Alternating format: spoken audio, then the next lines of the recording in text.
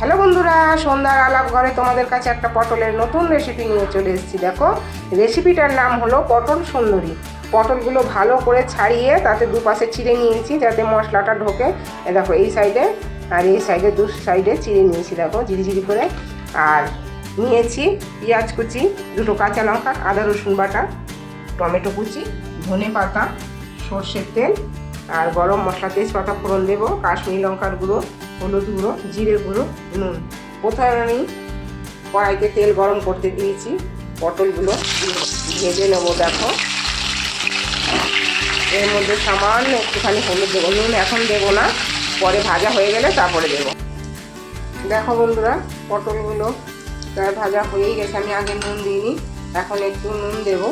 আগে দিলে জলটা ছেড়ে যেত, এত ভালো ভাজা হতো না, তাই নুন দিয়ে একটুখানি নাড়বো।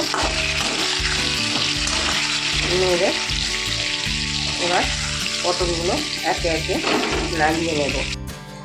দেখো, পটলগুলো সব নামিয়ে নিয়েছি, আর কড়াইতে যা তেল আছে আর আমি তেল দেবো না এক্সট্রা। এই যে এবার গরম মশলাগুলো ফোড়ন দিয়ে দেব,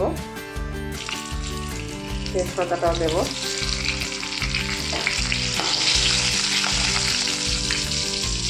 এবার পেঁয়াজগুলো দিয়ে দেবো।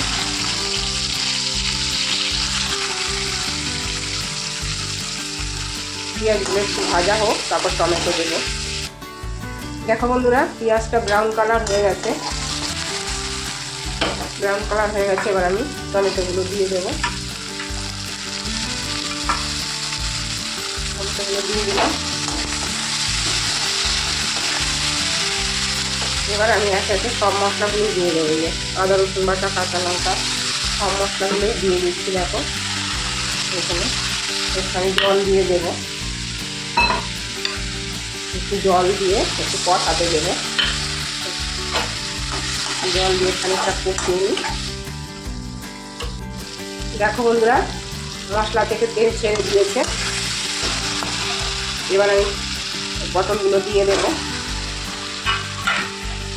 পটলগুলো দিয়ে একটু নেড়ে তারপরে একটু জল দেবো, বেশি জল দেবো না, সামান্য একটু জল দেবো। একটু জল দিয়ে দিলাম, জল দিয়ে একটু চাপা দিয়ে দেবো, যাতে কমিয়ে একদম কমিয়ে চাপা দিয়ে দেবো, যাতে পটলগুলো একটু ভালোভাবে করে সেদ্ধ হয়। দেখো বন্ধুরা, ঢাকনাটা এবার খুলছি। দেখো, পটলগুলো সেদ্ধ হয়ে গেছে, দেখো একদম গলে গেছে পটলগুলো। এবার একটু চিনি দিয়ে দেবো স্বাদটা আর একটু বাড়ার জন্য। লাস্টে দেবো ধনে পাতা,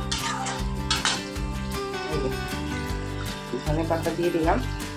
বন্ধুরা, তোমরা পারলে এক্সট্রা মশলা যোগ করতে পারো, ধরো বিরিয়ানির মশলা, চানা মশলা, তরকার মশলা, আলুর দমের মশলা, কিন্তু আমি কোনো মশলা দিলাম না। এরা এক্সট্রা কোনো মশলা পছন্দ করে না, ঘরোয়া পদ্ধতিতে এরা ভালোবাসে। পটল সুন্দরী। দেখো বন্ধুরা, পটল সুন্দরী রেসিপি তৈরি হয়ে গেছে। আর এভাবে একবার তোমরা সন্ধ্যার আলাপ ঘরের মতো পদ্ধতিতে করে খেয়ে দেখো, আশা করি ভালো লাগবে।